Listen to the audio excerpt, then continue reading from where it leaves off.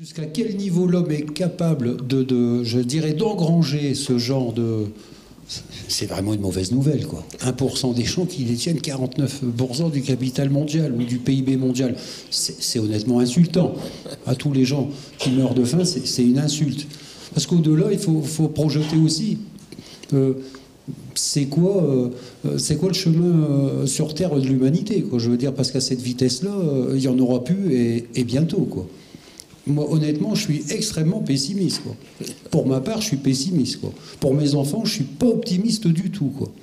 Quand je vois ce qui peut se passer, je dirais parfois dans l'indifférence générale, les choses qui sont capables, on appelle ça les lois scélérates ou des choses comme ça, je me pose des questions, quoi, sur l'avenir. Ça fait 30 ans que je travaille. J'ai bien vu ce que c'était il y a 30 ans et ce que c'est aujourd'hui, quoi. Comme vous disiez tout à l'heure, l'État vous rattrape vite avec l'impôt, bah forcément il nous laisse rien, on n'a même plus de quoi bouffer. Excusez-moi d'être un peu cru, mais il ne nous reste pas de quoi bouffer, quoi. Donc ça devient vraiment dramatique. Encore pour nous en France, je sais, qui sait ce que sera le monde du travail dans 5 ans? Non mais honnêtement, c'est une catastrophe, quoi. Donc moi honnêtement, je suis très inquiet pour moi-même, pour mes enfants, pour mes amis. Et puis je me pose souvent la question, je me dis, l'accès à la comme vous dites, il faut pouvoir influer sur les politiques. Mais les politiques dirigeantes, comme vous dites, ils nous laisseront jamais la possibilité de nous exprimer. On est bien d'accord. C'est pas dire influer les politiques, c'est dire être politique soi-même. Être politique soi-même. Soit, mais bon, être politique soi-même, il faut pas être unique. Il faut être dans le collectif, quoi. Ça veut dire qu'il faut se mobiliser. Alors, en 2 mots, il faut tenir le pavé. Voilà, il faut tenir le pavé. Parce que, moi, je n'aurais pas ce pessimisme-là. Hein. Je crois que chaque époque de l'histoire a été une époque où il y a eu des crises. La crise, c'est un état quasi normal des sociétés comme des hommes. Hein. On est tous en crise tout le temps et la société est en crise aussi. Mais c'est produit aussi à chaque fois une sortie de crise, une issue.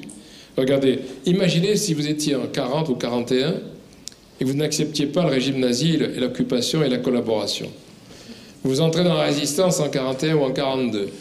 Vous n'avez aucune perspective de succès. C'était une histoire de fou d'entrer dans la résistance. Une histoire de fou.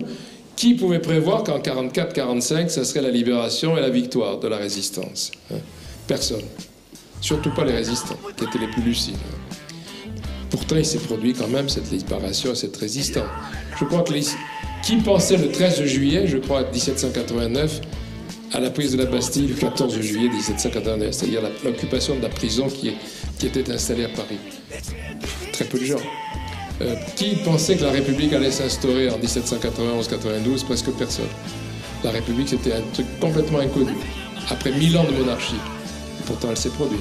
Je crois que l'histoire a plus d'imagination que nous, et il se passe des choses qui font qu'à la veille de la chute finale, il se passe quelque chose d'autre et on rebondit.